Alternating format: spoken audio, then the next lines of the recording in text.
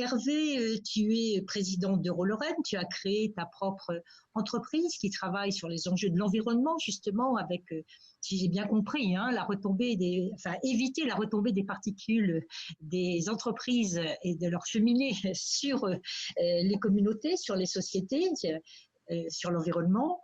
Et tu as été pendant plusieurs années mon conseiller et collaborateur aux entretiens européens. J'ai beaucoup aimé travailler avec toi, je te le dis publiquement cette fois.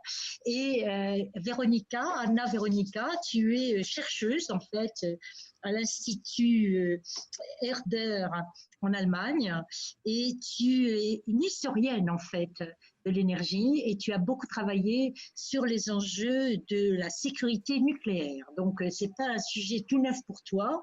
Tu as pris position récemment contre la politique allemande de fermer les centrales nucléaires avant de fermer les fossiles, notamment le charbon et la lignite, qui sont programmés pour 2028 et les nucléaires pour 2022. Enfin, tu nous en diras plus. Et tu voudrais déjà inverser ces dates, mais en plus, peut-être te poses-tu la question de l'avenir du mix énergétique allemand. On sait qu'il a créé beaucoup d'effets pervers. On sait aussi que on veut nous l'imposer en Europe. Et les Allemands sont très, très bien placés. Ils se battent d'ailleurs hein, dans les institutions pour imposer leur modèle. Ils ont une vision d'avenir, tu nous en parleras peut-être. Et nous aimerions pouvoir mieux débattre avec les Allemands et leur demander, en tout cas, s'ils font un choix, de ne pas l'imposer à tous et de respecter les nôtres. Voilà. Donc Hervé, je te donne la parole. Tu as 8 minutes horloge, 8 minutes 30, puisque j'ai vu ta proposition. Donc, c'est à toi. La question posée est quel est le bon mix pour faire face aux mutations et à la crise? Alors, commençons par le début de la question, qui est déjà ambitieux. Quel est le bon mix? À l'évidence, ça dépend des objectifs qu'on poursuit. C'est effectivement très important de s'entendre là-dessus, sinon on peut raconter ce qu'on veut et tout est faisable. Donc, je propose une définition sur laquelle on pourrait raisonnablement s'entendre. Le bon mix, c'est celui qui assure un suivi efficace du besoin, qui est peu émetteur de gaz à effet de serre, et qui est proposé à prix compétitif. Donc, on a 3 piliers qui sont autant d'objectifs. 1, qualité et garantie de fourniture. 2, émissions de gaz à effet de serre. 3, prix de la fourniture d'électricité et de la tonne de carbone évitée. Faisons alors quelques constats tirés des bilans Eurostat de l'évolution du mix de fourniture électrique et de ses émissions de CO2 au cours des 30 dernières années en Europe. Premier bilan, entre 1990 et 2004, c'est-à-dire avant l'arrivée des programmes de développement des énergies renouvelables intermittentes, les ENRI, les émissions du secteur électrique ont baissé d'environ 1% par an. Donc, j'entends par ENRI les énergies renouvelables électrogènes intermittentes composées d'éolien et de solaire. Entre 2004 et 2017 ensuite, elles ont également baissé environ d'1%, et ce malgré les programmes ENRI. Alors, pourquoi pas plus vite? Parce que pour l'essentiel, le nucléaire a augmenté sa fourniture de 200 TWh sur la première période et elle l'a baissé de 200 TWh sur la deuxième. Donc, au minimum, du point de vue du CO2, un bon mix, c'est un mix qui additionne le nucléaire aux ENR plutôt que de soustraire le nucléaire aux ENR. Deuxième bilan, la consommation européenne d'électricité a augmenté de 13% entre 2000 et 2017, au même rythme que les moyens pilotables de fourniture d'électricité. Et ce, malgré le fort accroissement de la puissance des ENRI, passé de 13 à 177 gigawatts sur la période. Conclusion, la multiplication par 13 des ENRI s'est faite sans fermeture de capacité pilotable. Pire, la fermeture de près de 20 gigawatts nucléaires dans la période associée au développement de ces ENR a conduit à augmenter la puissance du parc fossile de plus de 50 gigawatts, pour compenser le nucléaire manquant d'une part, pour assurer le backup des renouvelables d'autre part. On peut donc dire que le développement de ces ENR intermittentes impose d'empiler un parc renouvelable par-dessus un parc fossile dès lors qu'on se prive du nucléaire, ce qui s'écarte assez franchement d'une optimisation des investissements. S'agissant de la recherche d'un mix optimal, il ne faut de toute façon pas partir d'une page blanche. La vision d'ensemble doit être complétée par des zooms régionaux qui doivent tenir compte des réalités à la fois géographiques, politiques, historiques, et donc du mix de départ qu'on cherche à faire évoluer. Ainsi, en France, le besoin en énergie renouvelable intermittente est à peu près égal à 0, si on ne se trompe pas d'objectif en visant la destruction du nucléaire. Tout au plus, on peut admettre une puissance ENR capable de rayer de la carte les quelques gigawatts de charbon et de tuiles installées, mais encore, les chiffres montrent que les ENRI, produisent principalement quand on n'en a pas besoin et remplacent principalement du nucléaire et de l'hydraulique moins carboné, plutôt que des fossiles qui restent, eux, indispensables à la pointe. Le tout avec un rapport coût-bénéfice qui n'est pas favorable, puisque le coût de la tonne de CO2 évité dépasse les 1 400 €. Dans le cas de l'Allemagne, les énergies renouvelables intermittentes peuvent remplacer du fossile de façon certainement plus évidente qu'en France. Mais là encore, leur retour d'expérience n'est pas très favorable s'agissant des piliers CO2 et prix. Les ENRI ont surtout remplacé du nucléaire et même du gaz naturel tant que le prix du carbone restait bas et privilégiait le lignite. Puis dans les 5 dernières années, grâce à l'augmentation du prix du quota carbone, elles ont certes contribué à la baisse de production fossile, mais aussi nucléaire, tout en favorisant l'émergence de gaz dans le mix. Le tout pour un coût moyen du carbone évité de 1 500 € et le kilowattheure rendu au ménage le plus cher d'Europe. Alors, malgré ce tableau assez peu reluisant, on peut quand même retenir du cas allemand que le prix du CO2 est un driver puissant pour la baisse de la production nucléaire d'électricité la plus carbonée en Europe. Ce qui est clair, et ce quel que soit le mix, c'est qu'il faut une base pilotable, capable d'assurer la sécurité du réseau, qui est un élément essentiel pour la qualité et la garantie de fourniture, et que ça devient sacrément épineux si les ENRI dépassent 30 à 40% du mix. Je vous fais grâce des détails qui sont pourtant cruciaux liés à notre capacité à assurer l'équilibre entre production et consommation, à régler la fréquence et la tension sur notre réseau commun. Je vous invite quand même à prendre connaissance des nombreux exemples dont on dispose sur ce point. Expérimentation sur l'île de El Hierro, incident avec coupure en Allemagne et au Royaume-Uni, seuil de blackout presque atteint en France en janvier 2017, en Allemagne en juin 2019, pénurie d'électricité en Australie du Sud et en Californie. À chaque fois, les ENRI sont pour tout ou partie la source du problème. Pour régler ça, il faut soit effacer la production ENRI, soit passer par le stockage de l'électricité intermittente et aléatoire. Et là, on bute quand même durement sur le troisième pilier caractéristique de notre mix rêvé, qui est le prix. Car les volumes à stocker sont proprement gigantesques. Faut-il encore rappeler que le parc européen de production solaire de 132 gigawatts en 2019 est affecté d'une défaillance de mode commun tous les soirs, et que le parc éolien de 205 gigawatts peut régulièrement être frappé des mêmes maux en délivrant largement moins de 10% de sa capacité installée sur l'ensemble de la plaque européenne. Reste le modeste parc nucléaire de 118 gigawatts qui a fourni près de 800 TWh décarbonés l'an dernier, toujours quand on en avait besoin, quand le parc solaire a débité 100 TWh, 3 à 5 fois plus carboné, dont une part significative n'avait d'ailleurs rien d'autre à faire sur le réseau que de contribuer à ruiner le modèle économique sur lequel repose le financement des centrales pilotables, dont on rappelle qu'elles sont les seules garantes de notre fourniture et de sa stabilité. Alors, s'agissant du stockage, il convient quand même, quand c'est possible, de privilégier l'hydraulique, qui constitue le parfait complément au nucléaire pour assurer le suivi de charge, voire fournir la base quand Dame Nature a été généreuse, comme c'est le cas chez nos amis scandinaves. Malheureusement, le compte n'y est pas en Europe pour stocker l'équivalent de toute la fourniture électrique intermittente.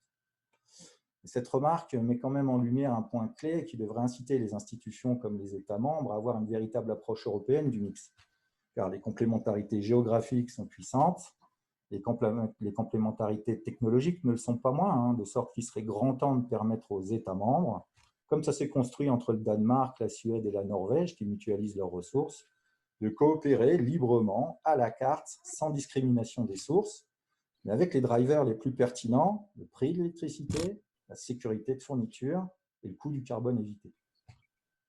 Mais l'imposition à l'échelle européenne d'un modèle de mix non coopératif développé nationalement semble plutôt la tendance, notamment à la lecture de la stratégie allemande et de la stratégie de l'Union. Force est de constater que le modèle allemand prépare la coopération étendue du gaz et des ENR intermittentes en Europe, de sorte que les objectifs de réduction de CO2 n'ont aucune chance d'être atteints en 2030. L'avènement de l'hydrogène vert pour succéder au gaz naturel va accroître d'un ordre de grandeur le prix de l'électricité. D'ici là, on aura pu causer des dégâts profonds, peut-être irrémédiables pour plusieurs décennies, au tissu socio-économique européen et à son indépendance énergétique. On revient finalement à la question, quel mix électrique en particulier pour faire face à la crise sanitaire et économique? En définitive, c'est le mix qui permettra d'assurer au mieux et en toutes circonstances l'alimentation de nos hôpitaux, de nos écoles, de nos usines, de nos foyers, de nos moyens de transport, au coût minimum pour aujourd'hui. C'est bien un impératif de maîtriser notre dépense énergétique pour pouvoir financer la santé et l'éducation, La police et la justice, le sport et la culture, la solidarité et le développement. Un impératif d'autant plus absolu que nos moyens collectifs diminuent, avec moins 8,3% pour le PIB européen en 2020. Hein. Un mix au coût minimum pour demain aussi, c'est-à-dire sans pénurie, ni blackout, sans dérèglement climatique de nature à jeter nos sociétés proprement hors du développement, sans obérer nos capacités d'investissement, sans lesquelles nos systèmes électriques iront à terme à la faillite, tout en produisant évidemment le maximum de valeur ajoutée sur le territoire européen. Une période de confinement liée au Covid qui a simulé un accroissement de 15 à 20% des ENRI sur la plaque européenne, conduisant le prix de marché de l'électricité sous les 20 € du mégawattheure, nous rappelle que les seuls producteurs sous perfusion de prix garantis peuvent durablement survivre dans un tel environnement. Et que sans évolution des objectifs politiques et des règles de marché, cela ne peut pas concourir à l'émergence du bon mix. Un grand merci Hervé, très, très intéressant, beaucoup d'arguments, ce que demandait d'ailleurs William McCood au passage, et pas venir avec notre idéologie, mais essayer d'argumenter, de prouver avec des chiffres et de l'expérience, dont tu as rappelé beaucoup d'épisodes, évidemment. Et je voudrais passer tout de suite la parole à Anna. Nous prendrons des questions après l'intervention d'Anna, qui elle aussi a 7-8 minutes pour une ou deux questions, là jusqu'à 10 heures. Donc voilà, Anna, c'est à toi. Véronica, comme tu veux. Okay, thank you for inviting me. Let me shortly introduce myself again, because that's important for you in order to know from which perspective I'm now speaking.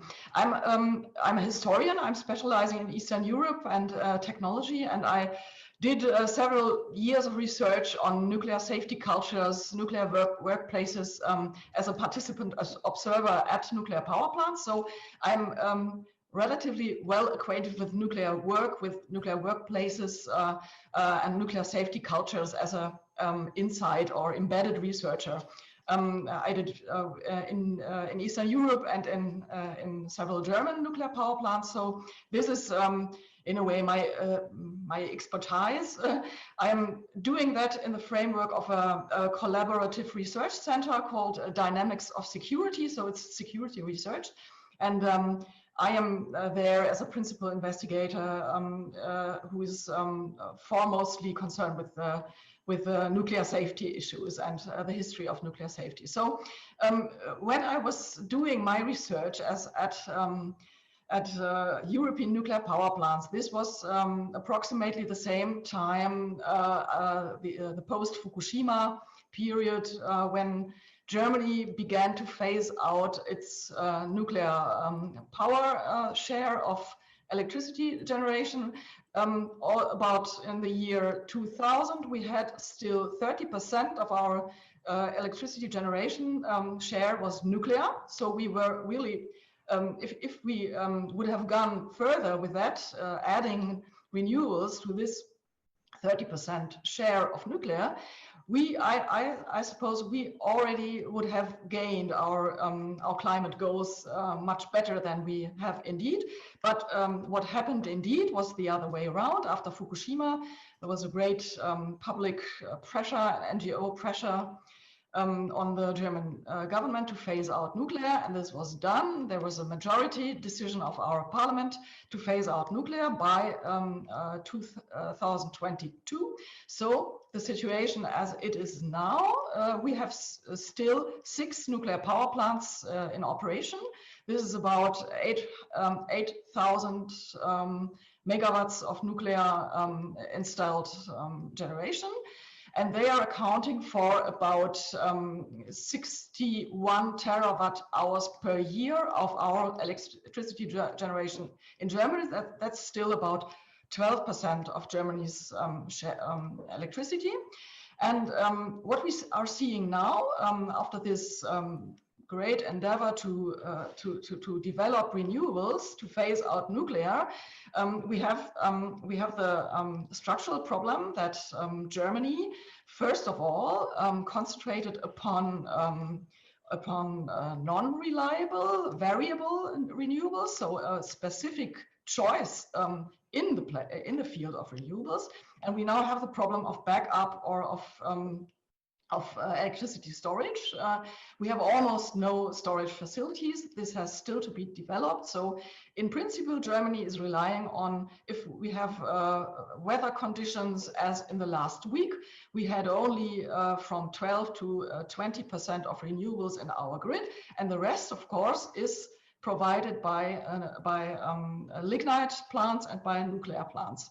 So imagine after the nuclear phase out, everything of these, 75% in such a calm and not very sunny week will be provided by fossil sources. So in fact, we have a backdrop for climate issues in Germany. We have no real progress seen that Germany is already 20 years engaging in her Energiewende, her energy transition, and she's spending really big money on furthering renewables. It is accounting about 30 billions of euros a year for several instruments for subsidizing or furthering or privileging renewables. So in comparison to the effort Germany has made, and it's a considerable effort, of course, and we have relatively little results for our climate goals because we phased out nuclear. So this was my starting point to unite with the former critic of the German nuclear industry, Rainer Moormann, an expert on nuclear safety as well.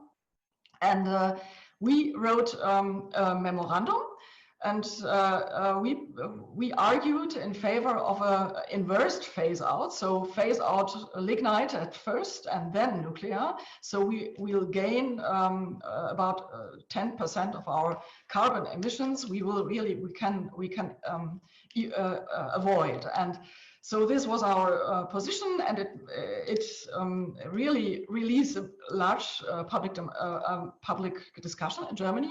But we met staunch resistance from the renewables lobby, because the problem is that in the German discourse, the thinking about energy, it's almost only a thinking in zero-sum games. So there's almost no preparation of the German public discussion for a differentiated assessment of the strengths and the more feeble sides of different sources of energy. So we have always these, nuclear against renewables game, instead of imagining that the both, because they are low carbon sources, could unite against fossil generation and could bring us further with our climate goals. And I think this is the principal problem with the German discourse. And of course, we see we have I think the German influence, the influence of German politics and as well of German NGOs on European Union side, Green Deal policy is large. So I think the main problem we have to address is to realize that German nuclear did not fail because of its technology. It's perhaps you know it. You are all experts in nuclear. Nuclear power plants from Germany are respected as one of they were in a way benchmarking technology for nuclear safety. So our nuclear plants did not fail because of their technology. They failed because of discourses in Germany.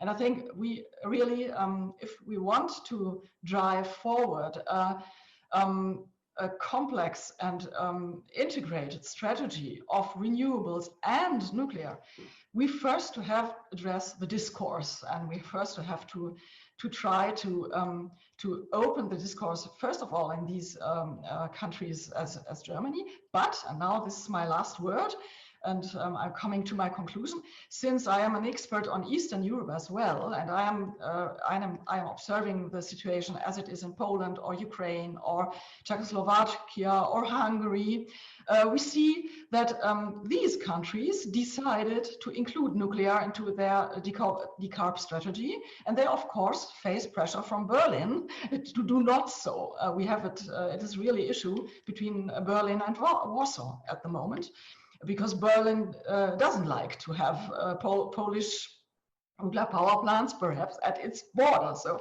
this is upcoming problems and discussions, and I think we should really, first of all, we should address the discourses, and second, we should really integrate our discussions with the discussions of our colleagues in Eastern Europe, because they face the largest task to decarbonize. If we see Poland, who rely on for 80% of coal generation, so they have really a problem to address, and I think they deserve our work and our intervention.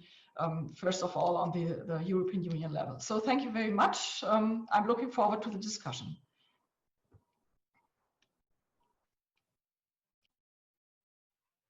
Un grand merci, Anna Veronica. Ta démonstration est formidable. Elle permet de comprendre les contradictions dans lesquelles se débat aujourd'hui l'Allemagne. Je voudrais savoir, j'ai déjà 2 questions. Peut-être il y aura quelques questions. On a quelques minutes encore pour quelques questions, mais j'en ai 2. Est-ce qu'il y a des acteurs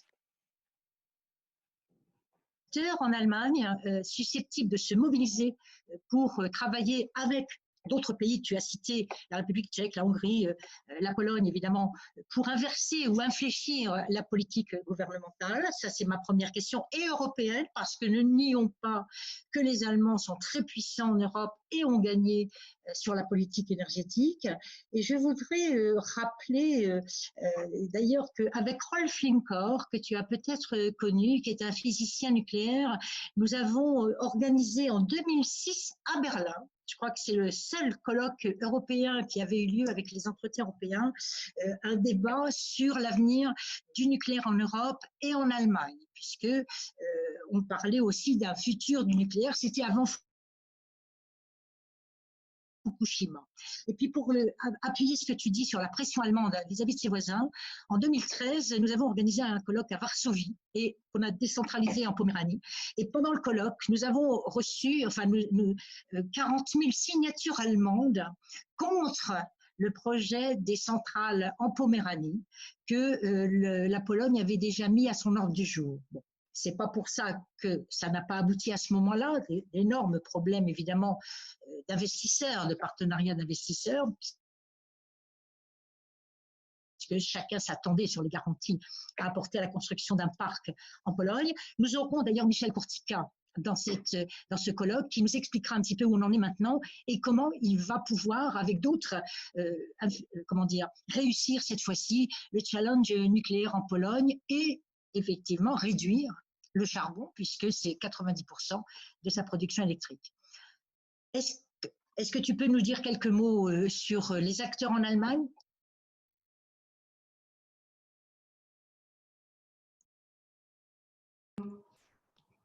Yes, first of all, there was another question, according to you, will we inevitably fail in decarbonization? I think yes, we will fail in the next 10 years. That's obvious, because the only outcome of phasing out nuclear and going ahead with renewables, which are foremostly solar and wind turbines in Germany.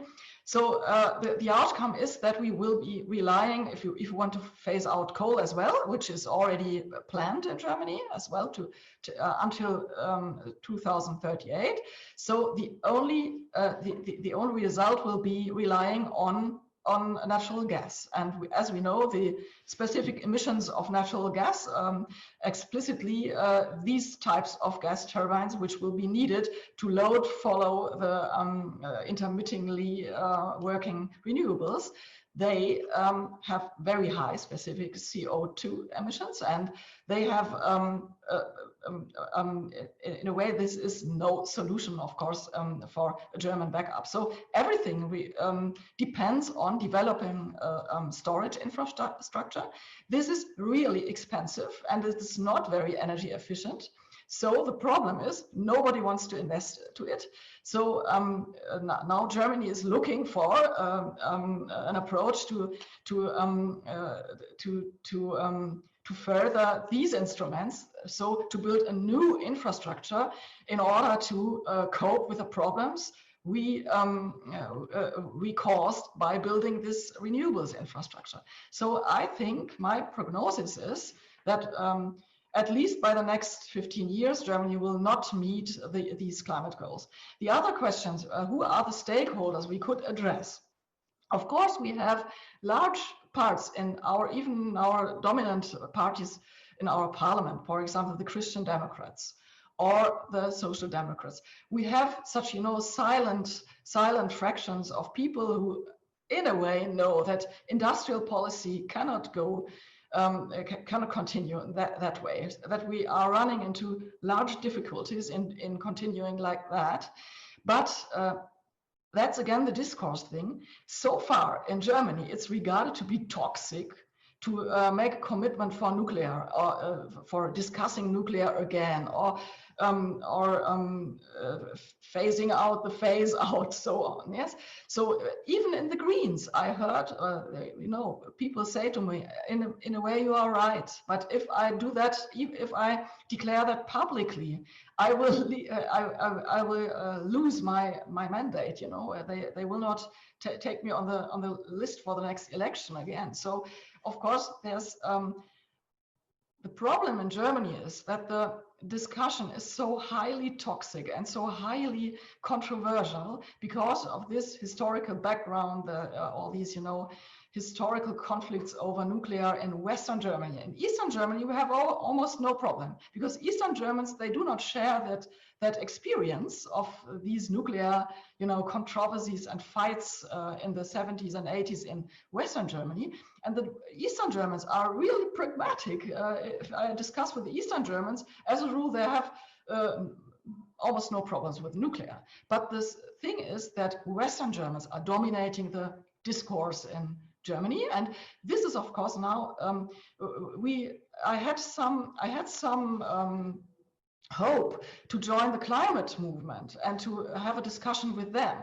But the problem is that the German branch of the Fridays for Future movement is heavily influenced by, so to say, traditionalist green approaches to energy policy. So they even do not allow themselves to think about nuclear because they learned from their green mamas and papas that nuclear hasn't to be discussed, that it is a discussion taboo. And so I think if addressing stakeholders, we should address all these, parliamentary parties in Germany. We should not address the right-wing populists because they this is the only party who really opts for nuclear, but they opt for nuclear for entirely other reasons than we do. They have no climate thing in their option. They opt for nuclear because it is, for them, it is back to the lucky 80s, which they would like to have back. And so I would really argue for contacting the Fridays for Future movement, trying to... On va être obligé peut-être en une minute. Alors, il y a une question qui me brûle les lèvres, qui est sur quand même la vision de l'Allemagne avec son parc d'ENR. On en parlait avec Hervé en préparant le colloque, avec le stockage. Même si ça coûte très cher, il y a une espèce d'engouement en ce moment pour l'hydrogène. Est-ce que l'Allemagne, en 2 minutes horloge, peut-être 1 minute, une même, a une vision de l'après-charbon avec le gaz, bien sûr, puisqu'on sait que ça construit Nord Stream 2, on va en parler dans la prochaine table ronde, mais avec un parc hydrogène qui pourrait peut-être remplacer. En 1 minute, Anna, s'il te plaît.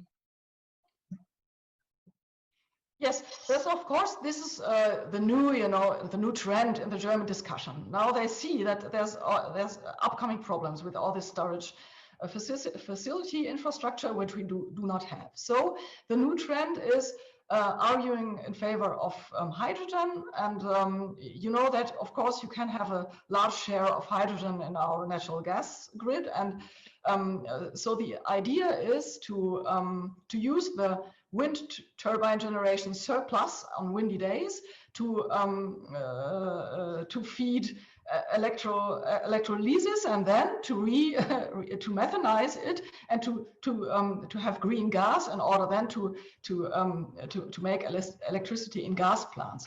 So the problem is, this is a really nice idea. It is done. You have pilot plants where it is done. So technically, it is no problem. The problem is that it's economically it is a large problem, and for this reason, we have no investors. And now the German government sets on a new a new wave of subsidizing or furthering this technology. But I'm afraid that after the COVID crisis, we simply will be running out of money with all that. So it would be more reasonable to simply to run the structure we have, and still we have 6 nuclear power plants. And if we could at least save them, we had already a little bit of, relief in order to organize the rest. This it's for me, it's important to say, I do not want to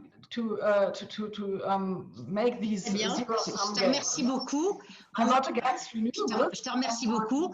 Nous allons passer à la deuxième séance. Donc, vous avez vu qu'on est un peu dans le temps. Donc, je vais demander à nos orateurs, là, Hervé et Anna avaient le droit un peu plus parce qu'ils n'étaient que 2, mais la prochaine fois, ils sont 3. Donc, ils auront 5-6 minutes chacun, évidemment, pour nous parler des enjeux liés au renouvellement du parc européen pour l'industrie et l'économie européenne.